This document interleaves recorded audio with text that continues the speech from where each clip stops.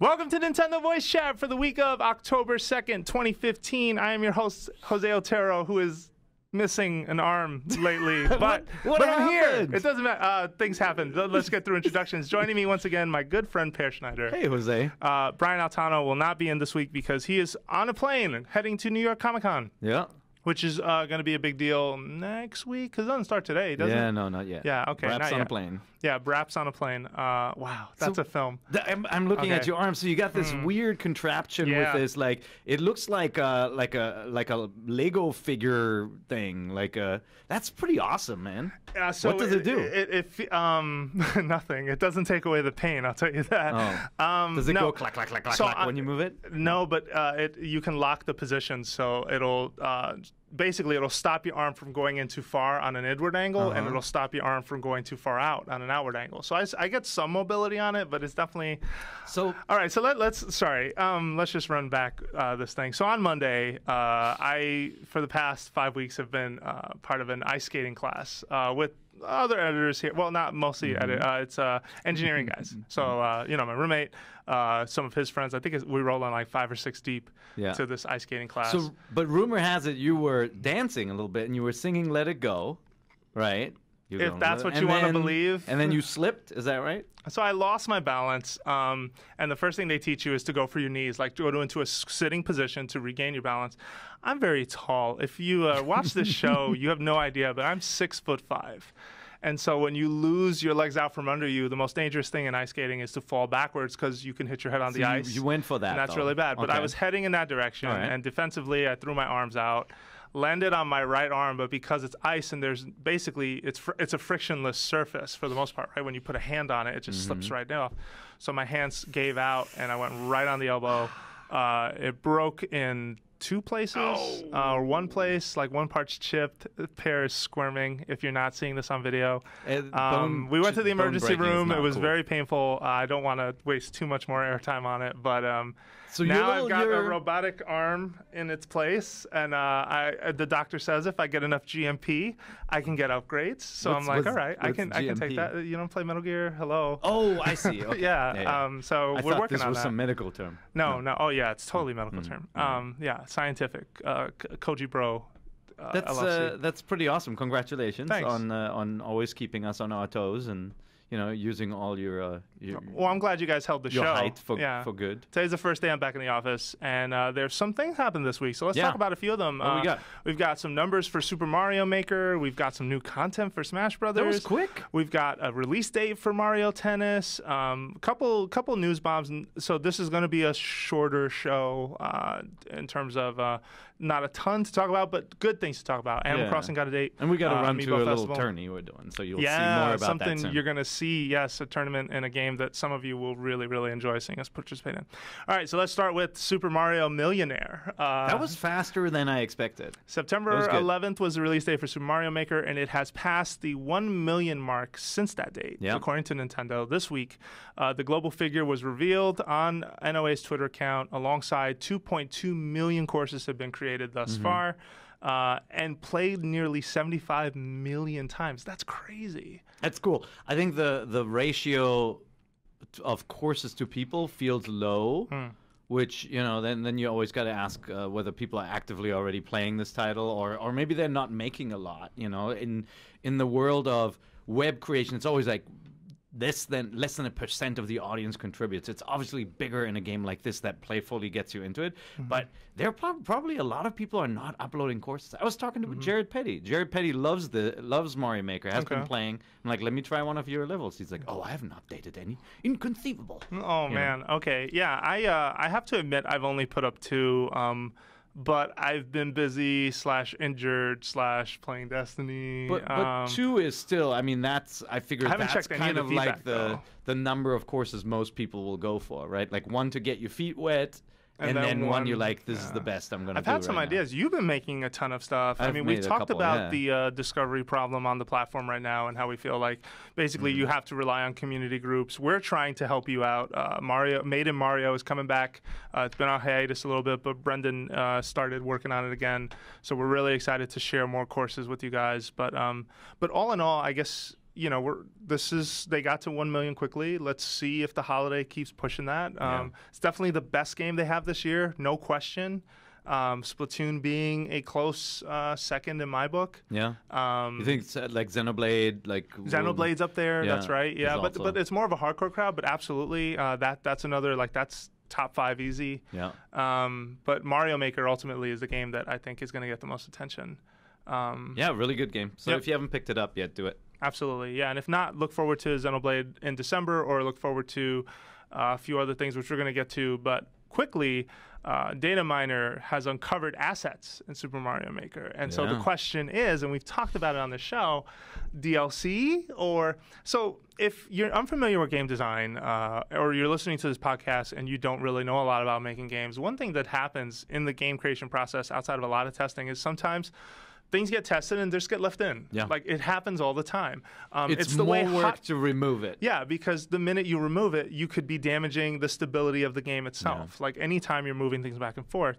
So, for example, do you remember Hot Coffee, that crazy incident? Yeah, in Grand Theft Auto. Yeah, that was a thing that was toyed around with and tested at some point. Someone was maybe making a joke, but it wasn't removed, and it then was found. And same with the R-Wing in Ocarina of Time. Yeah. There's certain test environments, like people with Game Sharks in the past found those and unlocked them. Well, and data miners have been reliable, too, because they're the ones who found Ryu, Roy. You know, like, these things have been put out there and sort of discovered by folks. But basically, this Twitter user, NWPlayer123, says on, I don't know if it's a he or a she, a Twitter account, that the Angry Sun was found as an asset in there. If you remember, the Angry Sun was from Super Mario Bros. 3. It would chase you through the desert. It was one of the things I was looking forward to tinkering and playing around with. Yep. It's not in Super Mario Maker. Yeah. Along with, apparently, bullet bills, which were meant to be placeable without a launcher. And Kuribo's shoe in New Super Mario Bros. U mode. So this person tweeted about this stuff. There's a few other pieces, and the question becomes, are these unused assets and things that were just tested, or is it DLC? And I think we all hope it is. I know I want it to be. My take is it's leftover stuff. Okay. My take is they tested something where, you know, the Angry Sun is a great example of a thing that can easily get stuck and cause havoc, right? Like, a bullet bill is straightforward. It flies sideways. You get the angry ones who follow you, but even they can cause stuff to happen. I have a feeling they had it in, they tested it, and it just didn't work. Like, it caused some issues in some way, and they removed it, and they just left the assets in. Yeah. That's what it feels like. And, you know, same with the standalone bullet bills, which is like a one-time shot of something. Okay. I don't know. Yeah. I'm not discounting that there won't be DLC in the future, but I feel like you would see some pretty major stuff in there if there was hidden stuff locked in there. Yeah. You know? I mean, I feel like, and we've talked about this on the show before, but Mario Maker is a great opportunity for them to establish this platform on Wii U, keep feeding it pieces, keep feeding it, you know, additional backgrounds, items that people can continue to build and tinker with, because it's not like the set that it comes with is going to get old, but you know how it is. Like, you want more. You want to make more with more pieces, with more stuff. Yeah, and it gives you a reason to go back, right? Like, you may think, oh, I have no more ideas left after I made these levels, and then they introduce one thing. You get like 5 more pieces, and you're like, oh wait, that changed everything. Like, absolutely. To me, big upgrades would be slopes, right? A colored block you can shake to change the color. Then people will do pixel art. Yeah. You know, or like, alternate exits, like from Super Mario World. I love those. If I could hide an alternate exit, because right now an alternate exit just leads you to the regular exit, which I guess could be the same thing, but you can do alt exits with a pipe or something. Remember like the key? You. I used to love the key and finding the key to get to the door. Yeah, like, it was a really cool thing. No, and then obviously there are different tile sets that are not in here, right? Like the whole kind of turnip pulling Super Mario Brothers USA kind of setup is not in this, which would be an awesome DLC pack for the future. The only problem with games where you upload things is you split the user base then, right? Yeah. But what if everybody gets the update, everybody can play the levels, but only the people who buy it can and that's how them. Smash has done it, where you didn't have to buy the characters, but you can see them and they show up. That's how fighting games have handled it, and I think that ultimately that's going to be the way it'll work. Yep. So, yeah, I think, you know, but in Nintendo fashion. Yep. No talk about DLC. It's always like shipping the game first is their message for the most part. So we'll see. You know, if I'm willing to bet before the end of the year, the words DLC get said, and if they don't, I'll be surprised. Yeah, because post-January seems too far away from a game that came out in September. I think I'm of two minds about that, right? Because a lot of games get released, and just happened with Tomb Raider, right? Before the game is even out, you spot some marketing messages somewhere. They may not even be pushing it, but it's like, oh, there's a season pass for $30 for more single-player content. And, like, you always feel like you're getting an incomplete game. You know, even if that's not the case and the content is not ready, it makes you think about it. Yeah. Whereas, like, if you don't know ahead of time that there's DLC coming, you may play through the single-player and say, I'm going to sell this game. You know, and if you know there's more content coming, at least you could hang on to it. So I wonder, there's an upside and a downside to it. Well, I wonder what the response they got too with Mario Golf, which the last one on 3DS, they announced the season pass before it came out. And at least on my end, the community seemed upset by that because the season pass, at least at that point, had to kind of run its course with some folks. And they're like, I don't want this. You're holding back content from a game that's about to get released. And that becomes a message when ultimately that really isn't the intention. They just want to kind of keep you going. But I think that content turned out fine, but we'll see. You know, at the end of the day, you know, the message has changed since. But then again, look at Fire Emblem Fire Emblem If, which doesn't really have a season pass, but you are buying another campaign, and you know that before the game came out. So I guess they're all over the place on this one. I think they're just experimenting with a lot of different approaches, right? Like Splatoon, the content is in there and gets unlocked over time. Some content gets added afterwards with DLC, and it's all free. You know, right. I mean, The Witcher does that too, right? Yeah, The Witcher's still pumping out free content stuff. Updates, but also big DLC packs you have to pay for. So that's right.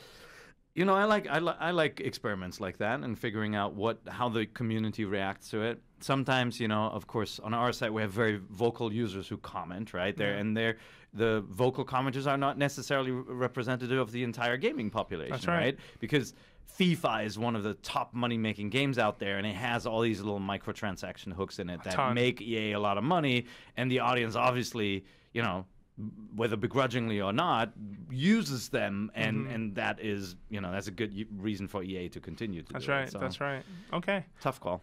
Yep. All right, so then speaking of content, there was an update for Smash Brothers. Now this I've not been able to get it yet. Yeah, me either. I've been recovering. I was in Germany for my 25-year high school reunion. How did that go? Let's take a few seconds. Everybody's old. 3 minutes. Everyone's including old. Me. Surprise. Yeah. No, it was good. I grew up in a small town in close to the border to the Netherlands, the Dutch border, in the Nether Rhine region of Germany. It's a small town called Bruggen. It's not Bruges, it's not Brugge. It's a small town. It has a castle in the middle. So, you know, it has a medieval castle, and that's basically all there is. Did you explore that castle? Yeah. Or no, is that I went there, took off? a picture. Now they restored it and put a little hat on it. It's got a little roof. No, but I saw a lot of people that I went to high school with 25 years ago. So it was awesome. Is this the first time you've seen them since? Some people have kids that are now our age back then. So first time I've seen a bunch of them. Not everybody. I've seen some folks afterwards. But it was really fun. And way too much food and beer and all that. Okay. But, what's the best thing you ate? In Germany, I went to a restaurant called Vendôme near Cologne. That was like crazy, like 16-course stuff. Wow. It had a lot of stuff that GM money. That GM guap. My mom, I went to visit my mom. She made fried blood sausage. I'm sure you would appreciate that one. I would try it, but it sounds nasty. So good. Yeah. Okay. I'll give it a shot. All right. Well, speaking of new content, then Smash Brothers got an update. A pirate ship stage based on Wind Waker, a Super Mario Maker stage, which we knew about. The Super Mario Maker stage is on 3DS and Wii U. Yeah, things disappear and reappear. A hand puts things back. Very smart and in the spirit of that game. And new Mii Fighter costumes, which include a business suit. Star Fox, Captain Falcon, Toad, Viridi from Kid Icarus. I'm probably saying that name wrong. Or Vidri. Viridi.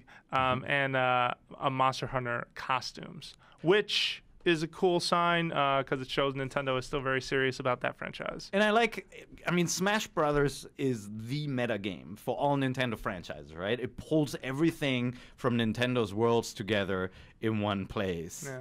Yeah, the business suit. Yeah, You should showed rock me that. Jose showed me the business suit. Yeah. But like, it's this great meta game of everything Nintendo. So I love that Mario Maker comes out and you get a Mario Maker stage. It's kind of like almost like Street Pass, right? Like doing the little puzzles that you that you share with people. It's definitely smart promotion.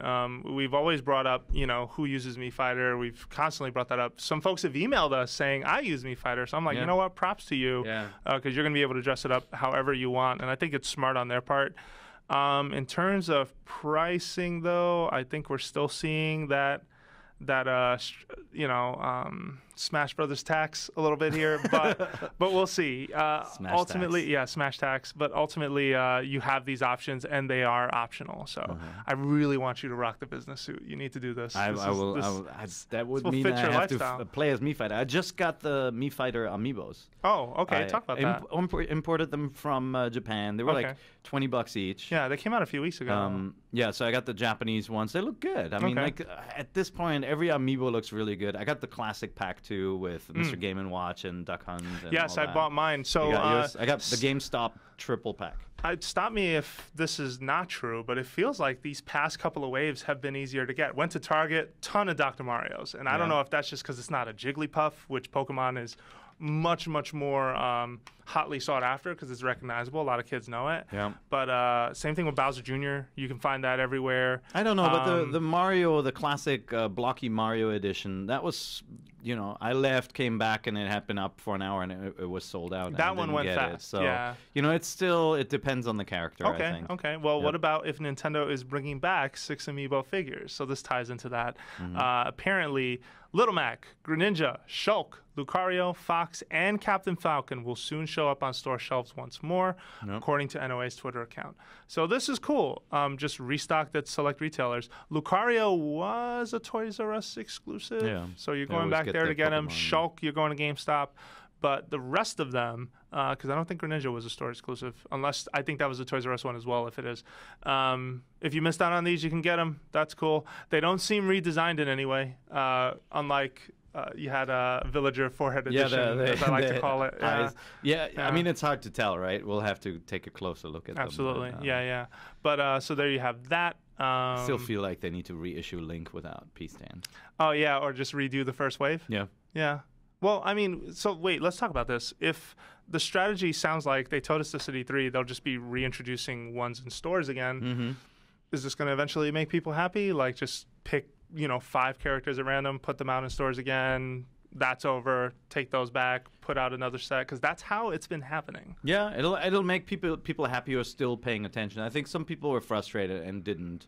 They kind of abandoned, collecting them all. That's a good point. I think they need to reignite some of that passion by having some cool new ones too at the same time. And I mean, we're almost nearing the end of the Smash Brothers set, right? I mean, we're getting very, very close now. Yeah, the DLC characters, Falco Lombardi. Yeah. Who else is left? There's not much Mii Fighter in the U.S. Yeah, Mii Fighter isn't out here yet. Mii Fighter's creepy, by the way. I seeing those Mii heads, I'm just like, I don't know about this. It's funny, like they show some of the generic designs. Like one is exactly the Mii my son made of himself. Like so he's like, that's me. Yeah, he's like, how did they know? Also, I got the Chibi Robo amiibo, which you have too. Yes, I got one as well. Sitting on grass. Yep. That looks cool. The silver is really nice. Yeah, absolutely. It's a cool design. Actually, we have an interview with the director or the head Nintendo person that'll be going up potentially next week on the site. So look for that. And we talk a little bit about designing that thing and sort of their process for how they came down to making it and choosing that pose.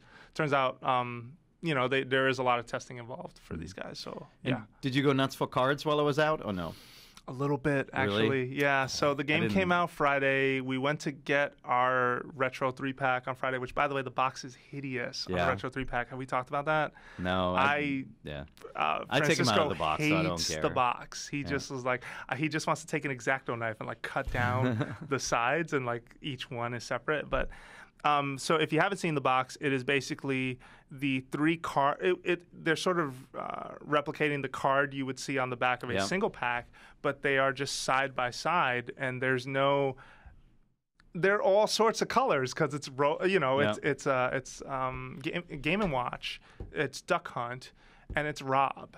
And you could not have asked for more different color schemes. Like one's got a duck with a purple head on it. So it just doesn't look good. But whatever, like that's the way you're gonna buy it. You're supposed to play with him. Take him out. Nah, I got him in this Tupperware like this tall, by the way. Mr. Grinch. Free your amiibos. Exactly. Oh, whatever. Yeah, just, we went to get it, and then I bought the Animal Crossing cards. I was like, I'll take 3 packs. And so the strangest thing is that they come inside of a cardboard stock package first. Then when you rip that open, there's another it's the foil pack inside, which you can't X-ray, you can't look through it. That's why. Oh, really? Yeah, okay. So I no found light that shines strange. through, basically. Yeah, but I bought a bunch of cards. I gave friends my doubles, and I was like, all right, I'm going to stop now because this is getting out of hand. But my reason being is because we're going to probably need cards to try out whatever Amiibo Festival is going to do with them. Yeah. So I'm using that as my excuse, and I'm sticking to it. It's a good excuse, yeah. I got DJ KK Slider. What? Yep. How? In a pack of cards? Yeah. Did you get Isabel? The special, no. Okay. Did you get Isabel? No. I wish. All right. Yeah, nothing. All right. All right. Someday. Are you going to stop with the cards here? I can't promise that. Oh, really? No, I haven't even played the game yet. That's what I was going to point out. I'm going to download it now that I'm back. What is happening to us? But, I mean, now there's 3D Picross 2 out in Japan, too. So there's just a lot to play. Yeah, there is. And that works with Amiibo. Yeah. I don't know if it works with the cards, though. I'm going to download that tonight. Yeah. I'm a huge fan of the Picross games. Sounds kind of boring, right? They're little number-based puzzle games that Nintendo makes better than anybody else. Yep. And there's a 3D version where basically it looks like a Rubik's Cube. You can rotate, and you have to solve the number combinations. Yeah. And like an object is revealed out of it. Yeah. No, so and it's so cool because once you learn, it looks like a lot of math because there's numbers on the edge of almost every block, but there isn't. And it's just this really smart process of it turns the process of elimination into a really fun game. Oh, so addictive. I loved the DS one. That's the last one I played. I didn't try the mini installments. I think they had something on the shop for a little bit. No, I didn't either. But the 3D one, I really, really liked it. I mean, I like the classic ones too. But yeah, I actually thought that would be one of the first franchises that they take to mobile. Which is, I mean, we'll see. I mean, that's coming. It's coming. But Picross is great. Before the end of the year, you will know what Nintendo's mobile game is, and you will be playing it. But you know what? Before we jump into that or anything else, let's take a quick break. And when we come back, let's talk about Animal Crossing Amiibo Festival, Mario Tennis now has a date, and a few more stories. We'll be right back. And welcome back. Jose Otero here with Per Schneider. Hey, Jose. And Per, this week, Nintendo revealed the release date for Mario Tennis Ultra Smash will be November 20th. And that's all they said. Yeah, that's a very non-competitive slot right there. Okay, so November 20th is the big week before, all the holiday sales, the rush, Black Friday. In the US, yeah. Usually a big Nintendo game. Not trying to dismiss Mario Tennis as a big Nintendo game. I'm not trying to say that. But what I am trying to say is there is some slight concern that they have not said much else about that game since E3. We don't know much about, new characters or new hooks to that game. We know that there is a big mushroom that will turn you into a huge tennis player, and that the graphics look really nice. But it caused some alarm among some folks. Now, why does it cause alarm? Because they haven't really spun up the PR engine around it, like letting people know what's in it? Yeah, I think it is that. And there is that. I don't know. I feel like. But it's a replacement. Like that. It is I feel like it's absolutely like, hey, we've got these games we're working on. Which one can be ready and is right for that time slot? And they're like, well, at least this one has Mario. And by the way, I love Mario Tennis. I think they're great games, but they're not humongous games. I grow concerned with some of the tribalism in video games. Like I know that this is sort of like a sport where people love to cheer for their winning team. Nintendo. Microsoft, PlayStation, what have you. But at the end of the day, it worries me whenever I see this sort of inferiority complex sometimes among the fan base, among people saying, why? Oh, this is such a bad idea. This will never replace Star Fox. This is not a huge game. It's like, well, we don't know much about it. And I think that's the more concerning thing. Yeah. And with time, they're going to tell us that. Like, I highly doubt that it's going to be the first week of November and we know nothing about it. But if they do plan to sell people on that game and what that game is, and it is a game that could bridge to more casual players, which is a good idea for them, they need to start talking soon. Yeah, they do. Yeah, and I think they will. I mean, it also isn't a game where the press hangs on every word and it's like, oh my God, what's going to be in it? It's we've played a couple of Mario Tennis games before. We know they're fun. We know usually, what goes on in them. And so it just becomes like you also want to be careful that you're not pushing these minutia where it's like it becomes kind of funny, right? It's gonna have a green Mario costume. What if it doesn't have multiplayer? Like, oh man, it's like let's hang on. Yeah, it will have multiplayer. Whether it will have online, that's a big question. Yeah, that's right? the big question. So anyway, we'll yeah, see. so that has a date. Another game that has a date is Amiibo Festival, in Japan, the second wave of figurines, or unless I'm reading this wrong, 4 new Animal Crossing Amiibo Festival figurines surface on Nintendo Japan's website with a December 17 release date. Yeah. So this is a big deal. You've got Blathers and a couple of others. So they're $53 US because things are more expensive in Japan. Animal Crossing Amiibo Festival is actually still slated to launch this holiday season. I don't think it got a date. I'm not sure. Actually, we have a date. Well, I'm glad I prepped for the show beforehand. Animal Crossing Amiibo Festival is releasing November 13th in North America, November 20th in Europe, and November 21st in Australia. Okay. You were going to say. No, I was going to say we forgive you for not following up while you were in the hospital. Well, thanks. Yeah. That was such a trip. All right. Are you excited for this game at all, or are you still kind of the jury's out? Meh. I haven't been, even Mario Party, which I used to love. I've kind of fallen out of love with the games, and I feel like this feels similar to that. Okay. I'll take a look. I mean, the amiibo included look really good. Yep. I'll wait and see. I want to know more about it.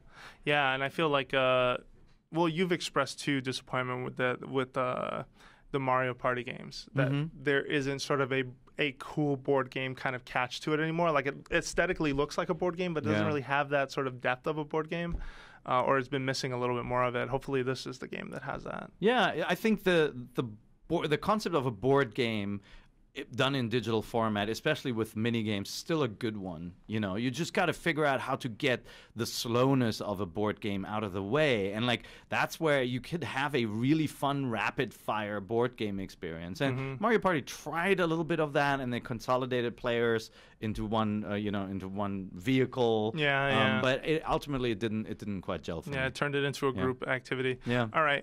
So then on Monday, before this awful injury, I had a preview go up about Zelda Triforce Heroes, which I have not talked about. So I guess I should talk to you about. So this is probably one of the most hilarious demo sessions I have ever had, because the representative from Nintendo, who I've met before, I met on Zelda: A Link Between Worlds. I will not share names to protect the innocent, but this person was always very calm, very reserved. And we had this demo, and so I was playing. Former IGN employee Rich George was playing to help out, and then a rep from Nintendo, and there was just a lot of direction and a lot of shouting, but a lot of fun because it's just it was so unpredictable in nature what was going to happen next. So you drove somebody crazy, is what you're saying? Like you weren't doing what the other person wanted you to do. I tried to. No, so I mean, granted, in Zelda, you're used to sort of taking in the world on your own terms, right? You're walking around, looking for puzzles, examining them, going, okay, what do they need me to do here? Am I hitting that one? Am I hitting this one? Imagine that with other people who are then rushing to try and solve the puzzle. And so that's what was happening. It was a funny dynamic, and it was very... I just couldn't tell what was going to happen next, which I thought was really fun. That's great. Yeah, but it turned into a lot of, hey, come here, and you could mash over here to get them to come over. A lot of hilarious passive aggressiveness, us shouting at Rich to come over, Rich not coming, and so someone going over, picking him up, and throwing him off of a ledge. Nice. Things like that. Well, it's almost like they took kind of the classic, the gauntlet formula to the max, right? Where you do have different roles. One person needs to be the person fighting in the front, one is in the back, right? And in this game, there are certain things that only the archer can do, or only the swordsman can do. And I really like that about that game, but it also means when you're playing together, you're like, go do it, you gotta get on top. And that's my big worry still with the communication online. If you watch the video preview, there's even a moment where we all get picked up in a totem. I think Rich was driving, and he's like, shoot it, and he's shouting at me to shoot an enemy, but he's driving, so I'm just missing, and you just see an arrow go that way, an arrow go this way, an arrow go that way. I'm like, can I line up the shot at least? But there's a lot of that. But I think it adds something to Zelda I had not thought I would enjoy as much, and I enjoyed it a lot. No, it wasn't anger. It was, well, and that was the point of the preview. It was about making friends and frenemies, because it feels like at the end of the day, you know, you're working together to solve it. You have a shared life bar, so you all have a shared interest in surviving, and especially the treasure you get at the end, because the 3 chests that spawn at the end after you beat a boss or after you beat the challenge, one is a rare piece of material and the other 2 are just regular. So someone is getting away with something really cool at the end too. And I think that adds to a bit of the competitiveness. Yeah. Just being the one who picked the chest or rushing up there to get it first. That's great. Oh, I can't wait to play it. I had a ton of fun. We're definitely going to let's play this. And, but no single player. You didn't get to play single player I did not get to play single player yet. I don't know exactly how the doll system works, or if it's like 4 Swords where you can have them trail behind you. I know briefly in a video that you and I did a Rewind Theater on, we showed it, and I think Nintendo released a video that I didn't get to see because, again, injury.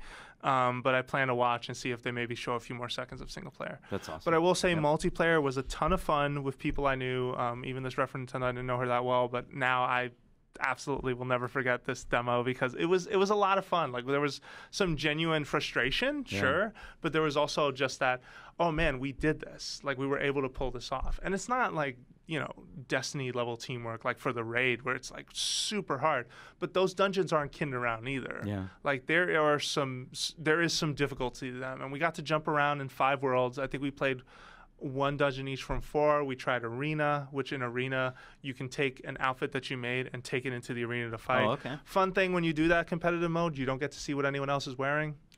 So you don't know what you're up against. Yeah, so you may be up against some really serious stuff. They showed us the Tingle Tights. Very nice. Yeah, they got them made, and they have, so the balloon's on his back. If you fall off a stage, it'll forgive you 3 times before it takes a heart. Yeah, you'll see a balloon disappeared, and he'll be back. Mario Kart battle style. Yeah, it gets frantic. I'm still concerned how online will work, because you're not able to tell someone like over here, you know, like, I mean, you can sort of emote to them, come here. Yeah. I guess the last thing I can talk about is that the emotes are strangely satisfying. Like, you see sort of the pom poms, you see all the cheering. I know you were all in when you saw the drawings. Like, so you're liking them in the game too. Yes, okay. Absolutely. Because they're super useful. The only one I didn't find myself using was Item and Totem, which oddly enough are 2 very important ones. But Totem, we were all talking. You guys were talking, right? Yeah. Totem is more like you've got a clueless new player whom you made with, and then you're like, hey, you got to get on the Totem. And that's where I think the frustration is going to come. I think online, if it's your first time in a dungeon, or you're playing with someone who is their first time in a dungeon and they don't know what to do, that's going to be a challenge for some folks. But I still think the design of the game itself is really strong. I just don't find a lot of I don't think it's a valid argument to say this game sucks because my teammates are bad. Yeah. You know, but at the same time, you don't have a way to talk to them. Okay. So it's this weird in-between. I was just playing Splatoon last night, and I was saying the same thing, though. Yeah. Because I'm like, I've got the Rainmaker. I'm like, I need people to cover me, and they're not coming. They're like sitting over there with their little sniper rifles. Like, don't do that. I need you to paint the floor and like get over here. Yeah. And you're like, ding, ding, ding, ding, ding. Yeah. I'm not booyahing. I'm telling you to get over here. Exactly. Okay.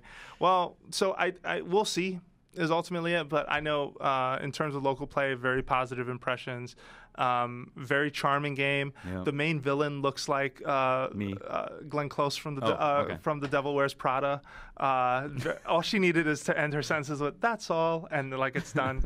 It's really funny. I had a blast. That's great. I have to say. Well, how long do we have to wait for this game? That is in November. I believe it's the 22nd or the 23rd. I think it's 22nd Japan, 23rd us, and then 24th Europe. So there's a nice little holiday Thanksgiving game for people to play. Another one when is the family's over, better buy a couple of extra 3DSs. That's right.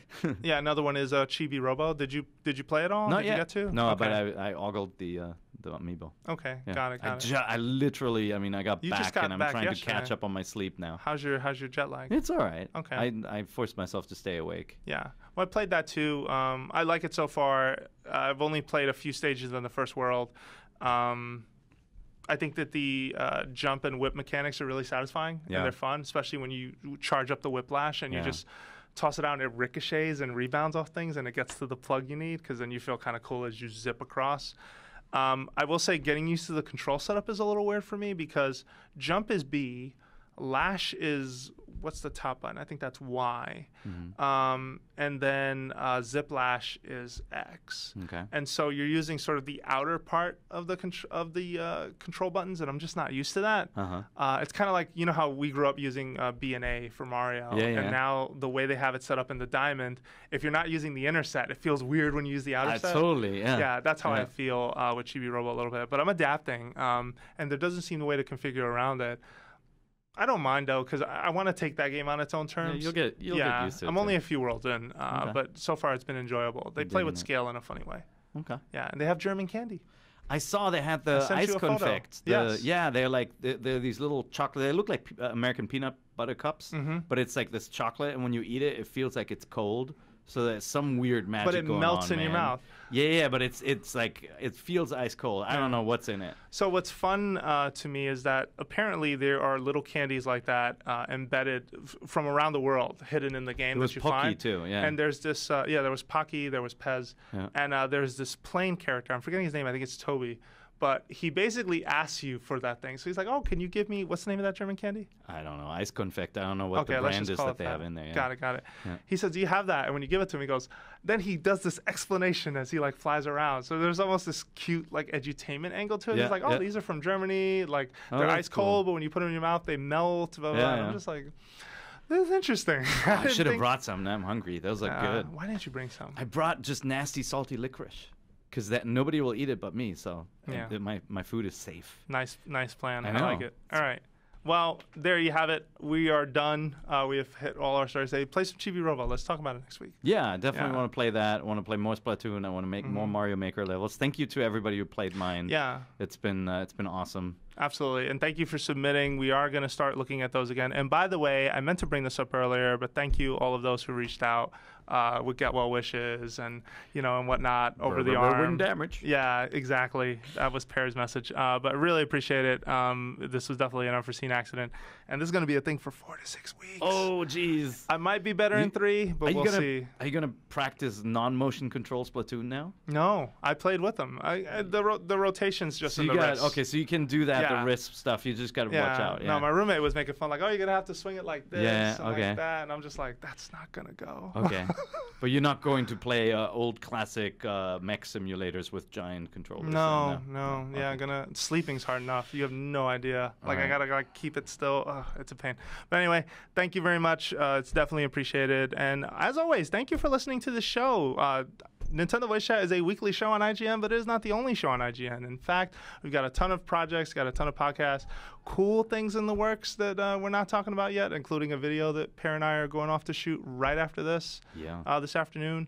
Anything else to plug really quick? No. We got a new video player on the site. Yeah, we did. We kind of stealthily rolled that out if you didn't see it. Like, if you had problems, some lower spec machines, and I don't mean to insult your computer, but like non-top of the line laptops sometimes had problems with a certain little it's called flash shiv or something like that, and it caused some stutter issues. So we completely overhauled the innards of that, and even though the player looks the same, hopefully that resolves your issues. You can always leave feedback. You can even let us know at nvc@ign.com. We'll forward it to our engineering team, but it should be much better now. Yep, we got new comments too. Yeah, and that one, we're doing a lot of work on improving them. The comments tools we had to say goodbye to our previous system because that company changed its business model. Wouldn't be able to guarantee comments in the future, and we also needed some very different things out of our comments. So we looked at a bunch of tools. We used Livefire. Some people obviously are upset over change, and there's certain things that aren't working the same way they were in the old system, but we keep on upgrading it. That's the great thing about getting a white label platform. We can actually build tools on top of it, and it'll get better every week. We're going to add mobile notifications, I think, next week already. Okay. So, slowly. Cool. Oh, quick PSA, by the way. If you're playing Splatoon and you see someone running around as an Octoling in your game, apparently this is a thing. A good friend of the show, Warchamp, who works on Project M, has been tweeting about it. Keep playing until that Octoling is not in your lobby, because apparently there could be some save issues on your game data save. Now, I don't know how 100% true this is, but Warchamp's a good friend, and I don't think he would be making this up. That's really weird. So be careful. Yeah, people are hacking Splatoon, doing crazy things. It's missing coming back, man. Yeah, He's maybe. I mean, get us. I think playable Octolings are lame, but people want to experience it. Yep. So they're definitely, they have the right, apparently, to choose, given the right means. Lastly, if you like the show or if you don't like the show, send us feedback. Let us know. You can email us at nvc@ign.com or head on over to iTunes. You can leave us a review. It's always helpful to hear your feedback. Lastly, you can find us on Twitter. You can find the absent Agent Bizzle, Brian Altano. At Agent Bizzle. At Agent Bizzle. You can find Per Schneider at. That was an Agent Fizzle you pulled there. Yeah, that was. I'm at Per IGN, P-E-R. And you can find myself, Jose_Otero. Thank you very much for listening, and we'll be back next week with more Nintendo Voice Chat. Awesome.